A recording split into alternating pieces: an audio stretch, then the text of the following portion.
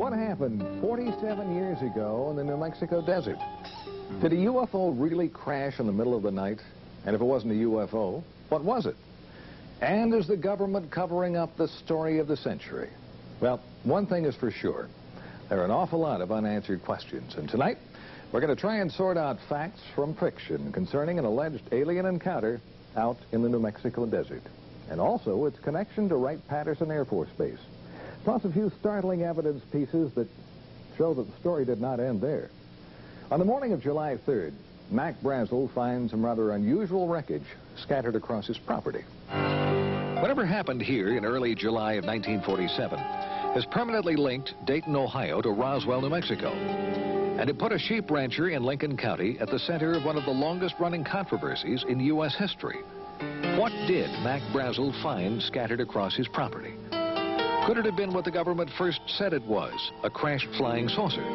Wreckage scattered over a large area. Witnesses describing it as lightweight and super strong beams with strange drawings and foil-like material that had a memory. There were a lot of people that believed that we had something unique, otherwise we wouldn't have. Walter Haught was the Roswell Army Airfield Public Information Officer, and he was ordered to release the story that the government had indeed recovered a crashed saucer on Brazel's ranch. His friend, intelligence officer Jesse Marcel, was one of the first military men at the debris site. Jesse had gone out to the ranch with Brazel and picked up a bunch of material and brought it back to the base. That material was flown to General Ramey's office. And according to other reports, some of it came here to Dayton. A lot of this material, there were very few people saw. A lot of it was put on trucks out at the site, or covered, taken to the aircraft, and the aircraft flown either to Wright Field or wherever else they may have gone. That's when the official story was changed. The Army Air Corps said Brazel had found nothing more than a downed weather balloon, and they had pictures to prove it. Intelligence officer Major Jesse Marcel was ordered to pose for pictures with some of the wreckage and told not to talk to the media. If it was a government plan, it worked. The story died. It was nothing very serious. I think most people took it as an honest mistake made by the people off the base. For many years, no one in this New Mexico town thought much more about the story until a few of them started comparing notes. Jesse Marcel talked to Walter Haught and admitted he didn't buy that crashed weather balloon story.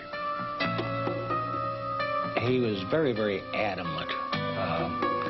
What we picked up and brought into the base was not of this earth. You could not change his opinion. This was not of this earth. We don't have the technology to develop anything like this. Materials that were so thin, they were like foil that you could crumple up in your hand, and when you released it, it went back to its original form. Had a memory built in it. Go ahead and get out of here, and get out of here as fast as you can. And in a rare interview, mortician Glenn Dennis told me he remembered getting some strange calls from the base mortuary officer around the time of the Brazel discovery. He called one night. He said, "What's the smallest size hermetically sealed casket that you keep in stock?" And then again, here again, I said, "Hey, what have you guys got out there?"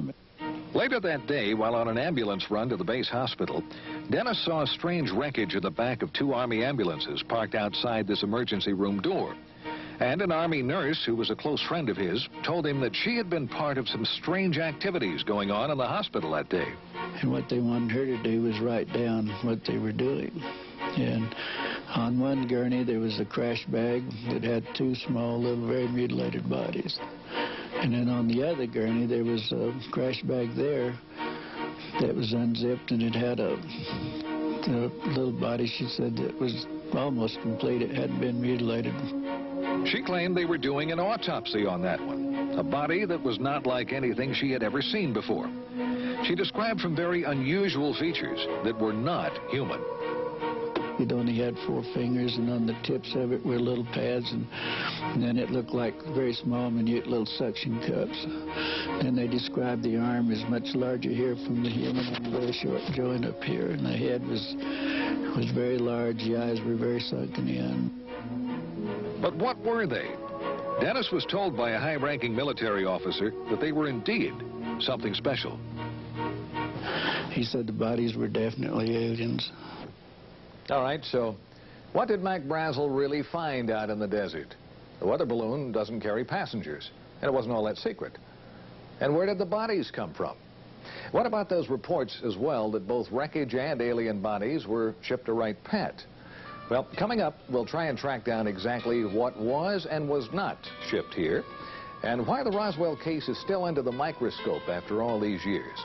Plus, we're going to find out what the Air Force has to say on this possible alien encounter.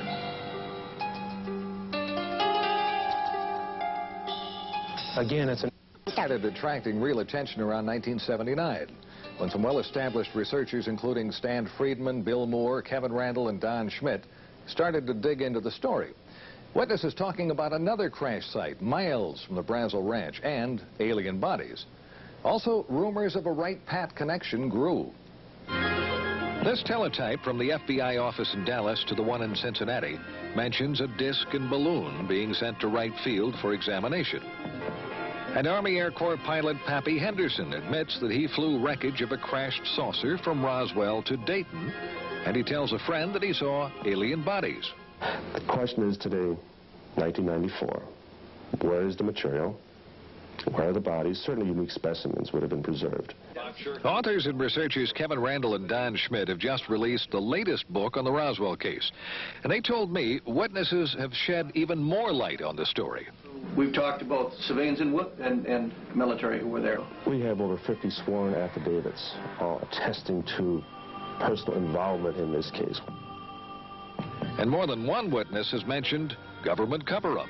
The Provost Marshal Edwin Easley now, who mentioned over and over again that I'm still sworn to secrecy, yet before he died, he acknowledged his involvement, the bodies, and that the President, whether personally or indirectly, had asked them to cooperate and never to say a word about this. And about that Wright-Patt connection? We have first-hand testimony that there were 2 separate body flights that went out early morning of July 6th, sometime between 2 and 3 in the morning. That there were 2 flights, one went on to Andrews Air Force Base in Washington, D.C. And we can only imagine who may have been interested in possibly seeing the contents within the bomb bay. And the other flight went on to Wright Field. All right, some amazing allegations as to what might have been shipped to Wright-Patt following the crash at Roswell. Well, recently we went on base to try and find some evidence to back up the witness statements and also try and prove or disprove the allegations and also some long-standing rumors.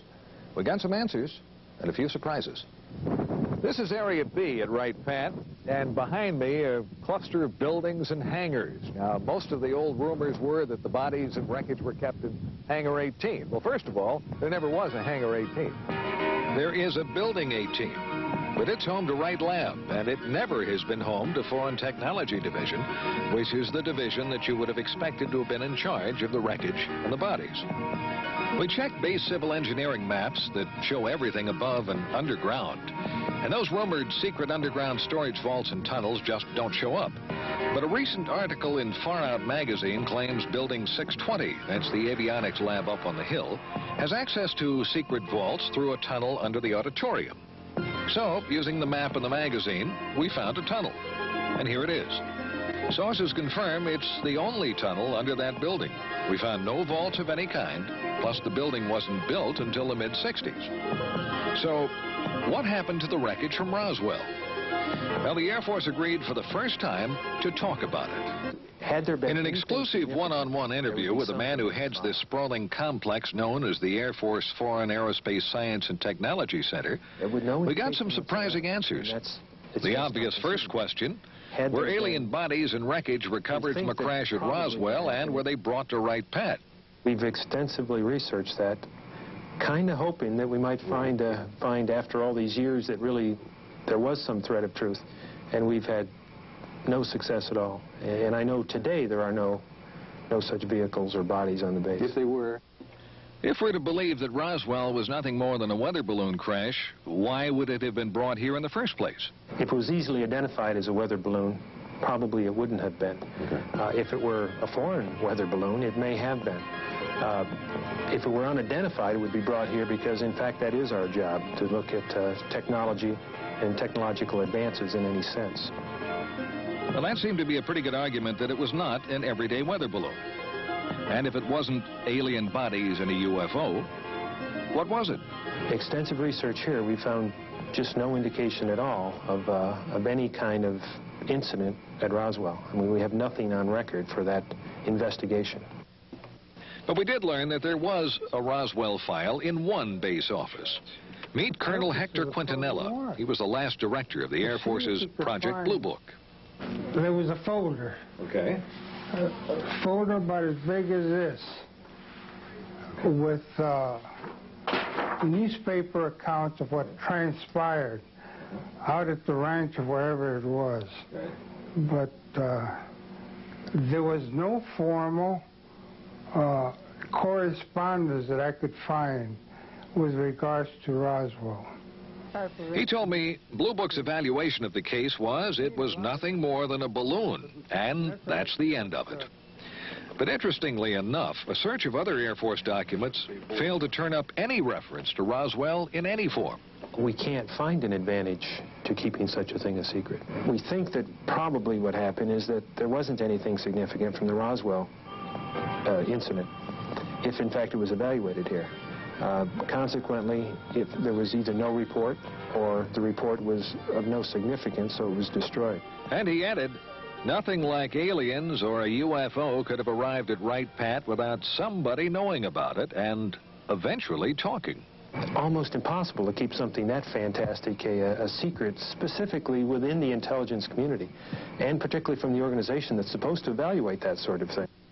Secret. We've heard that word a lot tonight. Well, coming up, we've got some new evidence that may well explain what at least some of that wreckage from Roswell really was, and why it came here, and why the government chose to keep it a secret. We'll be back.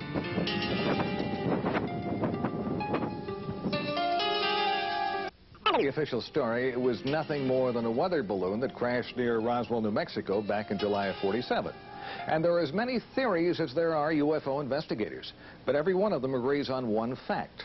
Something unusual crashed right here on Mac Brazel's ranch near Corona, and the government covered it up. And they also claim more wreckage and bodies were found at other locations.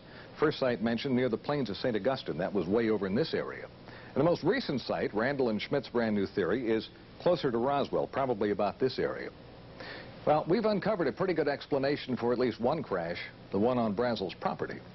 If you look at Mac Brazel's original description of what he found on his ranch, lightweight beams with strange purple markings that resembled flowers and foil-like material that kept its shape, our investigation found that that matches the type of materials used in a top-secret high-altitude spy project known as Mogul. It was far different in materials and mission from any common weather balloon. Now, let me show you the difference. Coming up is a drawing of a Mogul weather balloon, one of the configurations. A lot of balloons, suspended pieces down here, exotic materials, and from top to bottom, it stretched over 600 feet. And it was designed to spy on the Russians to keep track of their nuclear tests. And it had an above top-secret project clearance. Now, Mogul project manager Professor Charlie Moore told me it was not uncommon for that giant Mogul balloon to be mistaken for a UFO. When Moore and his Mogul team learned of the flap over the Roswell incident, he said they laughed, but they kept quiet about their project. Moore identified the wreckage in the Jesse Marcel picture as a Mogul ML-307B that had been launched from Alamogordo, New Mexico. He confirmed a crash would have spread wreckage over a large area. And why wouldn't anyone have recognized it? Well, Moore said no one around Roswell had ever seen one. Moore was even cleared to know about Mogul flights. And that's probably why the wreckage was sent to Wright-Pat. Now, there's one more twist that tends to back up the Mogul theory. The former top man with Project Mogul, Colonel Marcellus Duffy, was at Wright-Pat when the Roswell wreckage arrived. He recognized it, but that story never got out. According to another former Mogul officer, retired Air Force Colonel Albert Trukowski, Colonel Duffy could not talk about it because of the secrecy. So, if it was a giant Mogul spy in the sky that went down on Brazel's ranch, something else must have crashed nearby, something with small passengers. Mogul officials can't explain that. Well, more than a few witnesses claim they saw bodies. Like a man identified as a former Air Force physician who related what an intelligence officer told him about strange bodies and a Wright-Pat connection. The beings on that spacecraft, he relates, were not anything that he could identify from our planet. They did not appear like any human being he'd ever see, but they were obviously not anything else. They obviously were living human beings, and some of them were injured, most of them were dead. They were taken by he and a number of other individuals to Wright-Patterson Air Force Base at that particular point in time, and he said they were put there for later evaluation, identification, examination by the Air Force and by the military. Now, when we come back, possibly the first physical evidence that more than just wreckage from a top-secret project came to Wright-Pat. Plus some pictures that could prove UFOs are real. Well, we've had great photographic proof for years. The question is the resistance to accepting it as being proof.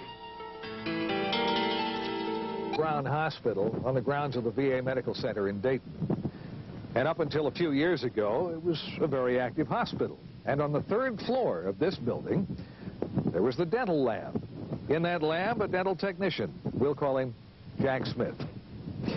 And as Jack told the story to Len Stringfield, it was on a Thursday. He remembers the day quite well because Thursdays were normally very quiet days here at the VA Medical Center.